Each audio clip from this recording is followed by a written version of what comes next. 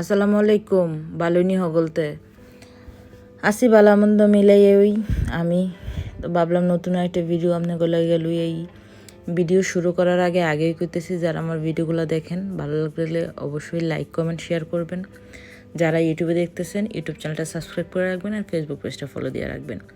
কথাগুলো আগেই কয়ে রাখলাম, কারণ হয়েছে সবাই তো শেষ পর্যন্ত ভিডিওটা দেখেন না, বুঝেন আলা নিজের ভিডিওর কোয়ালিটি কী পরিমাণ খারাপ হইলে আমি নিজেও জানি যে আপনারা আমার ভিডিও দেখেন না।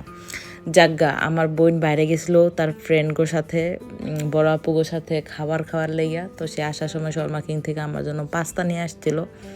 পাস্তা মানে আনতে আনতে ঠান্ডা হয়ে চিজ এমন শক্ত হয়েছে, তো চিজ একবার পোড়ানোর পর শক্ত হয়ে গেলে কী অবস্থা হয় তা তো জানেনি। আমি আলসামি করে গরম করি নি, ওইটাই খাইয়া নিছি। খাইয়া চলে আসছি নাস্তা না ঠিক মানে নাস্তা খাওয়ার পর চলে আসছি রান্না বান্না করার জন্যে। মেয়ে আবদার করছে চিকেন খাইবো। আমার মেয়ে আজকাল আবার একটু চিকেন খাওয়ানি হয়েছে, মানে সে পুরা খাইতে পারে না, খায়া ছাবা বানায় ফেলায় দেয়, তারপরে তার মুখে নাকি চিকেনের স্বাদ ভালো লাগে। তো চিন্তা করলাম মেয়ে যেহেতু বলছে তারা একটু চিকেন রান্না করে দিই। আর এদিকে যেটা হয়েছে চালগুলা ধুইয়া রাখতেছি, ধুইয়া প্রায় আধা ঘন্টার মতো ভিজায় রাখবো।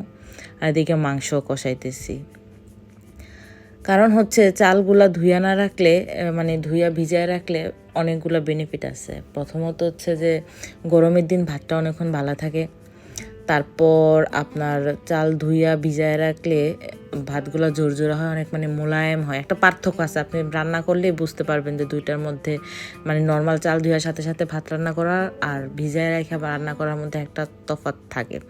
যারা গ্যাসে রান্না করেন তাদের দেখা যাচ্ছে যে তাড়াতাড়ি হয়ে যায়, মানে সুবিধা আছে। আর আমার যেটা আমি জন্য করি, এই চালগুলো ধুয়ে রাখলে হয় কি আপনার চালের মধ্যে যদি কেমিক্যাল টাইপ কিছু থাকে যেগুলো ব্যবহার করে চাল ভালো রাখার জন্য, বর্তমানে তো অনেক নতুন নতুন প্রযুক্তির যুগ, চাল দেখবেন সহজে নষ্ট হয় না, পোকায় ধরে না।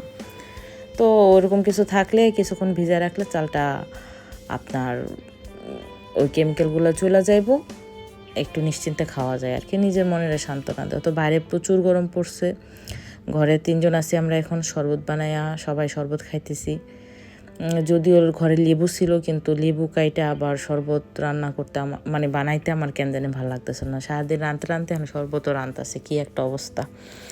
জায়গা এদিকে কুচি করে নিছি, কুই ভাজি করবো। আর বাইরে দেখেন আজকে কিন্তু ভালোই রৌদ্র উঠছে, বেশ ভালোই গরম, মানে টের পাইতেছি এরকম একটা অবস্থা। এক চুলায় মাংস হইতে আমি আরেক চুলায় কুই ভাজি বসাই দিছি। এদিকে আমার মাংসটা একদম হয়ে গেছে, আমি একটু গরম মশলা আর জিরা গুঁড়া দিয়ে নামাই নিমো।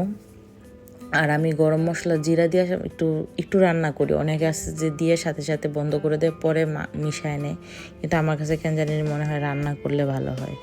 আর আমি কুই সবসময় যেভাবে ভাজি করি অল্প একটু ঢাকনা দিই, মানে 1-2 মিনিট শুধু একটু ঘামানো, ঢাকনার মধ্যে একটু ঘাম হবে, পানি জমবে, এরপর তুইলা রান্না করলে কুইয়ের রঙটা অনেক বেশি সুন্দর থাকে।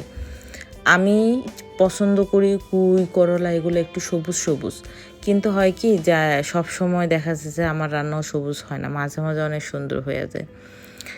আর এই যে আমি কুইটা একটু ঢাকা দিয়ে রাখছিলাম, পানি ছাইড়া দিছে, এখন আর ঢাকবো না, পুরোটা একদম খোলা রেখেই রান্না করবো।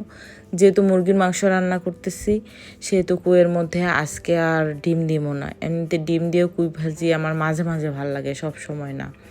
যদি খাওয়ার মুড ভালো থাকে তখন কুইয়ের মধ্যে ডিম দিই। তো আজকে যেহেতু মুরগির মাংস রান্না করতেছি, আবার সকালে নাস্তা আমরা ডিম ভাজি খাইছি, যার জন্য আজকে কুই আর ডিম দেবো না। আর আরেকটা যেটা রান্না করবো, আমি পাট শাক এনে রাখছিলাম, অর্ধেকটা পাট শাক আগের দিন ভাজি করে খাইছে, আর কিছুটা রাইখে দিয়েছিলাম ডাল রান্নার জন্য।